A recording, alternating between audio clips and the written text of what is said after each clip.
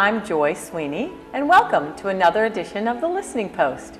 Today I have Deacon Black, one of our safety kids, with us, and his mom, Leslie. Welcome, Deacon.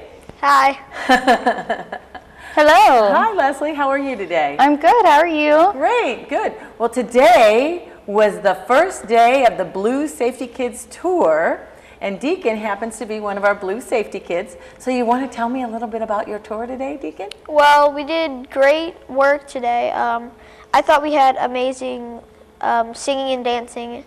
I think that we all did really good at this. Okay, and what do you do when you go out on tour? Because I know what it is, but the people in our audience don't know what you're doing. So what is it that you're doing? Well, we're trying to spread a message here. Okay. We're spreading a message about how drugs aren't good for you at all, and And you're doing this for who? For the Council of Drug-Free Youth. But what grade? I mean, how old are the kiddos that are in the audience? Well, kindergarten through 5th mostly. Okay. Kindergarten through 5th grade. And how do you spread this message? How do you teach them that drugs aren't good for you? In a positive way by dancing and singing, because it gets through their mind when we do this, like that. And what do you dance and sing? What songs do you sing? We sing our own song, We're the Safety Kids. Uh-huh. We sing ABCs, Dancing in the Streets, Lean on Me, Pay Attention, and September. And you coordinate that all with the message of not using drugs and alcohol? Exactly. And are there any specific substances, like do you talk just about alcohol, or do you talk about all different types of things? Mostly different types of things like drugs and alcohol. Okay, so do you talk about tobacco? That's another type of drug, so. Yes. Exactly. Okay, so tobacco and alcohol and prescription drugs, is that the third one that you talk about? Not using other people's prescriptions? Yeah. Okay, so those are the three things that you talk about in this. You don't talk about marijuana, do you? No, we haven't really been focusing like exactly on that. Just kind of all drugs in general? Pretty much, yeah. Okay, perfect, perfect. So, what was the best part about your day today? Well, the best part was spreading out that message to everybody. Just getting it out there, showing them in a positive perspective that drugs aren't good for them. They can kill you, they can put you in a hospital, and we coordinate that through dancing and singing. Awesome. So it was fun for them, huh? Yeah. Did the kids look like they were having a good time when you were up there performing? Yeah. Were any of them singing along with you? No. But what about clapping their hands? Or? Yes, they did do that. We had some funny moments, like when somebody's hat fell off, and that was pretty funny, but it got all the other kids pumped up, and it makes them realize that drugs aren't good for them at all, and they can hurt you. And we even had one class that was raising their hands telling us what not to do and what to do. Oh, great. So they were like repeating the message back to you guys. Yeah. Awesome. So Leslie, now you've had Deacon, he did camp in the summertime, and that was a whole entire week. Was he in the afternoon group? He was in the afternoon group. So from 1 to 5 every single day, and that's how they learned this skit, right? Yeah, and a lot of it too was at home practicing as well. Okay. They were able to kind of put their talent to use over at Sam's Club whenever they were doing a fundraiser for the ice cream social. So instead of just going up and badgering people, we kind of put them to work and doing their Safety Kids dance along with that to give a little bit of the performance. So there was a lot of hard work and dedicated effort that he definitely put into this. So what do you think that Deacon is getting out of being a safety kid? I feel like this is a great leadership role to be able to put kids into. For one, it builds their self-confidence. It helps them to express a message in a very positive manner to others, and it really puts them in a position to spread the message in a positive way by doing something that he loves doing anyway, which is singing and dancing. It's nice to be able to to affect other children, and as you well know, kids nowadays, they hang around more with their friends and their peers more than they do their parents, almost with activities and school days. So, to really be a positive influence on the community and the people around him, I think, I see that project in his confidence. Oh, yes, definitely. So we didn't really, maybe we should back up a little bit. So You want to tell us a little bit, what grade are all of the Safety Kids in? 5th grade. 5th grade. And so you go to a 5th grade school right here in Jefferson City, but are some of the Safety Kids from other schools outside of Jefferson City as well? Yes, they are. And so how many different schools did you go to today? Today we went to Blair Oaks. We went to St. Peter's. We went to St. Stan and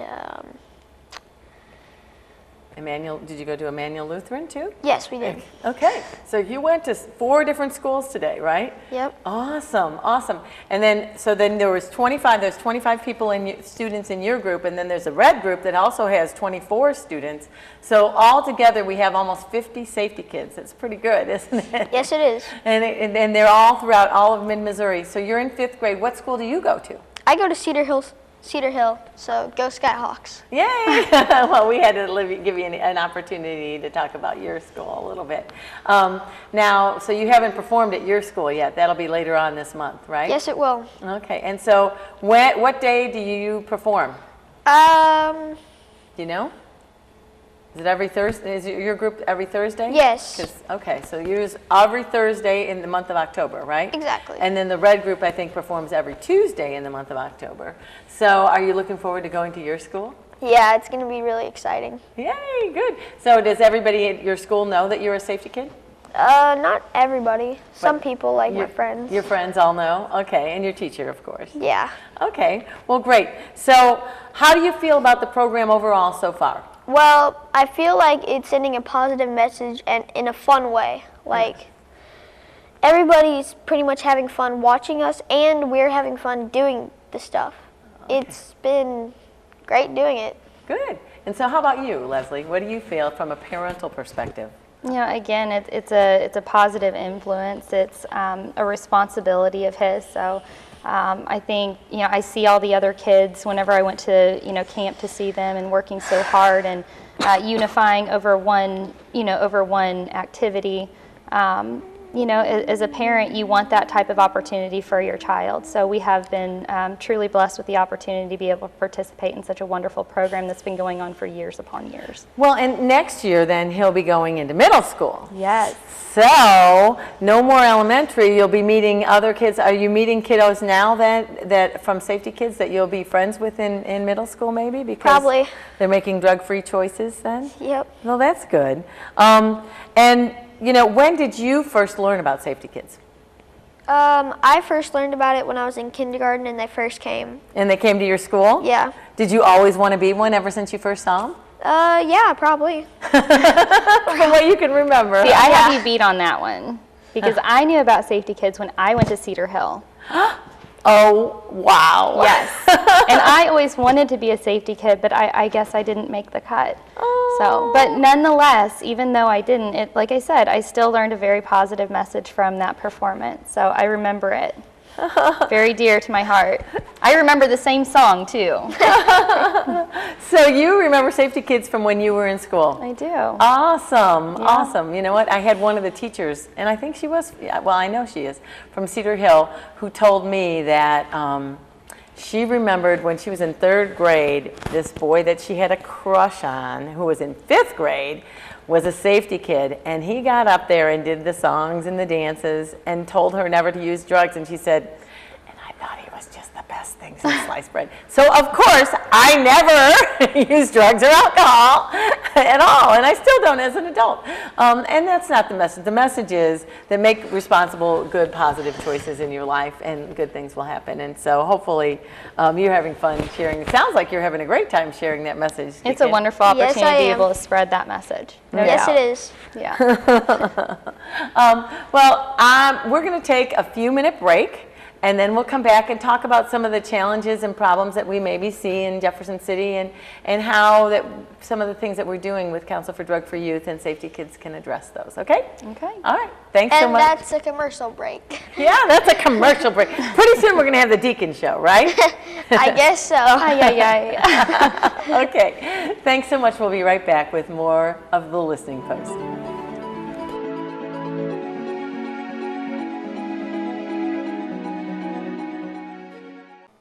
Hi, I'm Jessica Ash Schulte with Dreams to Reality. Dreams to Reality is a not-for-profit agency in Jefferson City serving women across mid-Missouri. Our mission is to help low-income women meet their employment goals and build self-confidence by providing appropriate interview and business apparel, motivation, and follow-up support. We serve clients referred to us by many local agencies, and all services are free of charge. Not only do we provide appropriate interview and work attire for women seeking and retaining employment, but we also provide a more comprehensive personal image consultation to ensure clients are ready and confident as they strive to meet their employment goals. Dreams to Reality helps women enhance their potential to be gainfully employed and achieve self-sufficiency to support themselves and their families. For more information about our services or to see how you can support our mission, visit our website or like us on Facebook. Dreams to Reality is proud to be a United Way partner agency. Family Counseling Center of Missouri offers a number of therapeutic and psychiatric services at 204 Metro Drive. Our mission is to improve the quality of life for individuals, families, and communities by helping people make positive changes in their lives and empowering them to make healthy and effective choices. Our focus is building healthier lives together. Call 573-634-4591 or visit us online at info@fccmo.org. FCC is proud to be a Compass Health organization and a United Way partner agency. Hi, I'm Kurt Probst, and I'm a big brother. Missouri Valley Big Brothers Big Sisters desperately need your help. Right now, more than 50 children are waiting for someone to spend time with them, waiting for a mentor. By spending time with a child, you can change their future and improve their chances of succeeding in life. All it takes is 1 hour a week. Call Missouri Valley Big Brothers Big Sisters at 634-3290 to get involved today. We are proud to be a United Way partner.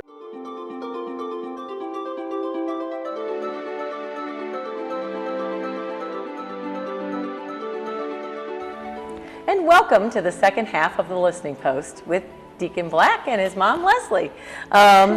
Anyway, all right, so we were talking a little bit about your Safety Kids, Deacon, and you were telling us how much fun you're having performing as well as sharing the message of Safety Kids.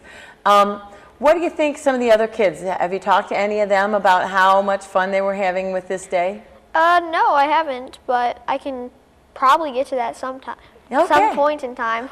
Well, then maybe we'll just have to have you come back, right? Yeah, that would be fun. Okay. All right. Well, you know, Council for Drug-Free Youth is always concerned about underage drinking and marijuana and all different kinds of prescription drugs, different kinds of drug use in our community. What do you think? Do you think that there is a problem? Well, I'll ask your mom first, and then you can share, okay? Leslie, do you think that there's a problem? I mean, you grew up, you were born and raised in Jefferson City? Yes, ma'am. Okay, so how about you? Do you think there's a problem with underage drinking in our community? I don't think any one person is susceptible or is not susceptible to it. You know, as a lifelong resident of Jeff City, yeah, that's something that you do grow up seeing.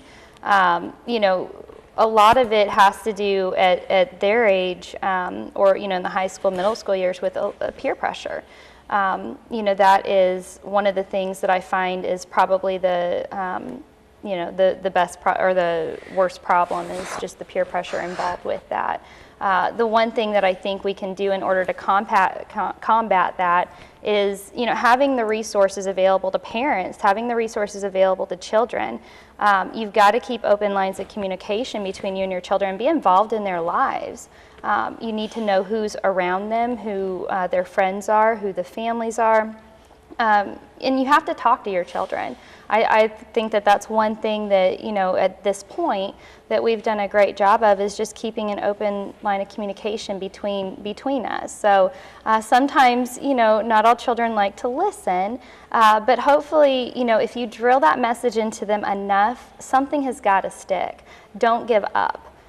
You've got to keep that message consistent, and it's a never-ending job as a parent, but you have to parent first and be a friend second. Right. Well, and part of the engagement piece, as you mentioned earlier, that was probably one of your favorite things, was this engagement piece, is engaging the parents in their children's lives through our programs. And then, so in 2 years, Deacon, you have a chance to be a show me player. And they come back and do the performances for the 4th and 5th graders. So is that something you think you might want to do? Probably, if I can fit all the stuff in. I You got a lot on your plate, huh? Yep, I'm going to have football and all that. Okay, well, yeah, when you get in middle school, you'll be a busy guy. And that's one of the things that we always find is that some of the kids that are the leaders in their schools and among their peers all have other activities that they're doing, okay? So they, you know, it's hard for them to fit the Council for Drug-Free Youth programs into their busy schedules, but we really want them to try and make that a priority, and that's why engaging with the parents really helps with that. It definitely does, and y'all do a wonderful job of just the resourcefulness of making information available. You know, just like the ice cream social, getting people participating in those types of functions is a great way to not only spend time as a family, but to engage in your community. Right. And that's one thing I'm finding ever more important is, you know, just the importance of being a presence in your community, you know, with you know, engaging your kids into the community too, finding an outlet for them, keeping them, you know, busy with things like this that are productive to society. Right, and that's true. I mean, and that's one of the things when you said that, you know, you're not always going to be with them, I remember one of the Uplift, which is the 9th grade program, which hopefully you'll be able to make time for that. That's usually when the kids really have a hard time because now they're in high school and they're being pulled in a million different directions.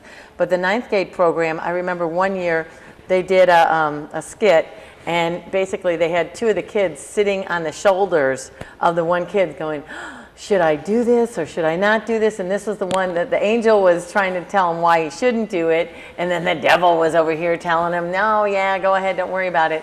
And so it was one of those times when you just thought, that's what our kiddos have to deal with all the time. Yeah. You know, this constant battle of, you know, should I do the right thing or should I listen to all these other voices in my head that are telling me to make these choices, and you're not always going to be there. Those choices are often going to be made without your presence, and that's where you hope that this information sticks. I agree. And if they get to be Uplift and Show Me Players and do all the different performance He programs. did have an experience with Uplift. It was good. Yeah, it was the Mid-America's Got Talent. Oh, right, and he got to work with some of the older kids. That's right.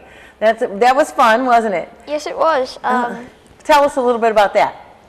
Well, I liked doing it, and I got to speak up and tell them what I thought about drugs, how they didn't, like, they could kill you, put you in a hospital, and it's just terrible for you, and that you shouldn't do drugs. Shouldn't make those choices. Now, so tell us a little bit about the performance. What did you guys do? We did, we sang the Don't You Forget About Me, and at the end we were kind of all sad, and then they came back and they weren't doing drugs, and they had the things that they wanted to be. In their lives, they actually made it through making some bad choices from peer pressure, and it was a Breakfast Club skit, wasn't it? Yes, it was. From the old 80s movies, because that's the whole theme of the United Way, Mid-Missouri's Got Talent thing, so. Breakfast Club, and you were one of the younger kids. Yep. And then the Uplifters were supposedly like your older counterparts. Is that what it was? Yep, I was the only younger boy. Okay. Oh, well, great. Well, so I'm glad you had fun with that. That was a neat experience, wasn't it? Yes, it was. So we're also concerned about some of the, you know, perception that young people have about marijuana. Because, you know, with the legalization in some states and some places saying that it's medicine. What do you think? Do any of your friends think that marijuana is medicine? No, I haven't heard any of that from them. Not from 5th graders? No, that usually happens more in middle school, I think, huh? Because probably. Right now your friends don't think that, huh? Do you? No, I don't think so. Do you hear anything on the news, or you talk to your mom and dad about that at all? No, I don't really watch the news that much. Okay, well, that's a good thing. It's all boring stuff. I have to watch it for you, so. Yeah, she does my job. Well, she does the job that I don't want to do. Yeah, that's okay. That's quite all right. It's probably better to get it filtered through your parents' eyes anyway than watch it yourself. So what do you think about the messaging that's being given to our society as a whole regarding marijuana? Well, you know, to each their own. You have your pros and cons, but, you know, in the grand scheme of things as a parent, you know, there's a lot of control questions I have about that. You know, how is that monitored? How is that controlled? How do you put limitations on things like that? And unfortunately, I don't see the measures being taken in place to be able to accommodate that. You know, just for the fact that, you know, even though a state may have, you know, legalized marijuana, it doesn't mean that you can go to work high. That's not appropriate. You know, so there's just a lot of, and you know, I'd like to remain as neutral as possible, while still holding on to my own belief that, you know, I don't feel like it's something that necessarily needs to be legalized. So. Well, and you know, I appreciate you sharing your opinions and your thoughts with us too, Leslie, because one of my, you know, obviously I'm an opponent, very vocal opponent, and one of my biggest concerns to most parents when I talk to them is the unintended consequences. Yeah. The unintended consequences are so severe and so significant, and that's the thing, is we don't even think 3 steps down the road about what's going to happen if this or if that. And you know, so many of the things with the previous legislation that they've tried to get passed, and I've done many presentations to the school board and to all kinds of different groups throughout the community, and my biggest thing that we're having, the biggest challenge that we're seeing with Council for Drug-Free Youth right now, in addition to the unintended consequences, which I want to share that with every parent out there, it's not just the fact that it's being messaged as medicine, which then gives children the perception that it's safe. That it's okay. And that it's okay. It's also the fact that we have 8th graders coming into our programs. We're doing 2 challenges at the beginning of the year to kind of unite the 8th graders before they go on to high school. And so, and get them to learn to work together and accept each other for their strengths, and do an anti-bullying, and we also bring in the various substances. And when we talk about marijuana, the 8th graders come forward and say, you know, well, my auntie smokes marijuana every day and that's her medicine. And we're just, and they're almost combative with the facilitators, and we really need to educate them as to the fact that no, it's not medicine. And just because your aunt smokes pot every day to deal with whatever it is, and it's almost like as adults we can't remain neutral, because when we do, then we're saying that this misinformation that's being put out there is good for our children, and it's just not safe.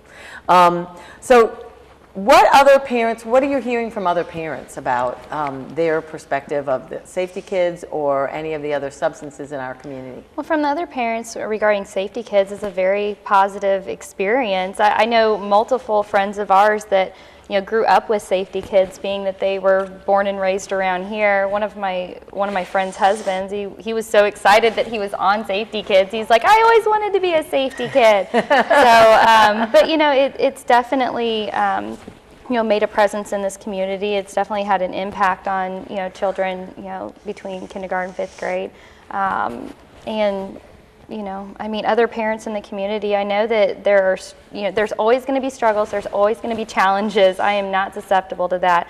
Deacon is, you know, he's a great kid, but you know, he's going to be a teenager soon. So, you know, again, we have to be informed. Me and my husband, we just have to be informed as to what we can do in order to, you know, have discussion with him, talk to him about it, make sure that he knows, you know, even role play if that's the case. So, right. What are you going to do if this happens? Let's go through a scenario like this.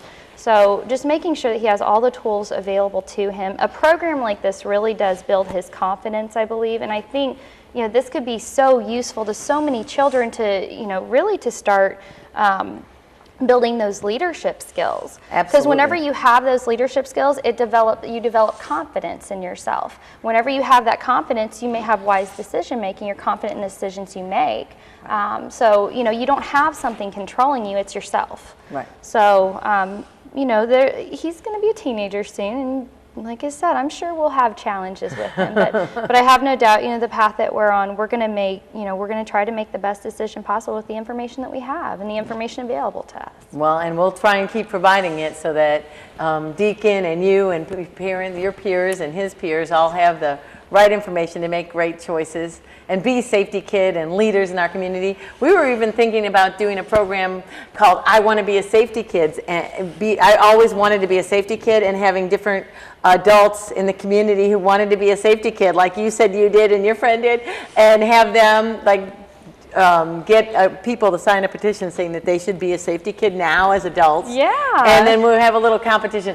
We haven't figured it out, but Mel and I have been talking. So Well, let me know whenever you get It that, could be a okay? competition between adults and kids. And no, you guys will be the judges.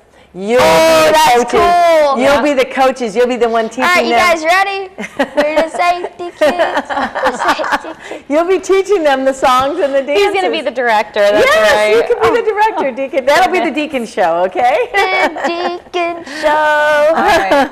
All right. So, what do you think, Deacon? What do you think the best thing for us to do to get this message out? Just anything really positive. It could be acting, it could be dancing and singing, it could be anything. Sports? Just like drug-free sports, like talking about how if you want to do sports, you can't do any drugs, otherwise it kind of messes up your health and you can't really do it. You wouldn't be able to participate, right? Yeah. And actually now all the schools I think require you to be drug tested, so they won't allow you to play sports if you're using substances. So Exactly. there you go. Those are good things. Deacon, yeah. what do you think parents can do with children, or talk to children about their kids to, stress the importance of remaining drug-free? Well, I think they can tell them how, terrible drugs are and what they can do to you, and how they can set you in the hospital, how they can kill you, how they can terrorize what you want to do, like sports and all that. Yeah, well, our video contest is called Drugs Destroy Your Dreams, or Don't Let Drugs Destroy Your Dreams. And so that's one of the things they can do, is destroy your dreams, can't they? Yeah, they I can. mean, not very many kids in 5th grade want to be a drug addict when they grow up, are No. they? Even Especially not sports players. No, athletes don't want to do that. No, they Like- want to be athletes and superstars and dancers and singers and role models in this world, right? I know I like to play a lot of sports like basketball, soccer, baseball, and football. And if I wouldn't do drugs because that would totally sabotage my whole entire life. I love that word, perfect. The drugs will sabotage your entire life. That's great. That's what I want to leave our message for everyone, our listeners today. Deacon, thank you again for being here. I appreciate it. Thank you so much, Always a Leslie. pleasure. It's been a pleasure. And hopefully you'll come back and we'll do that Deacon show. You can bring all the safety kids with us. Yeah, that would be fun. Well, thank you so much for listening to this edition of The Listening Post. Bye, guys.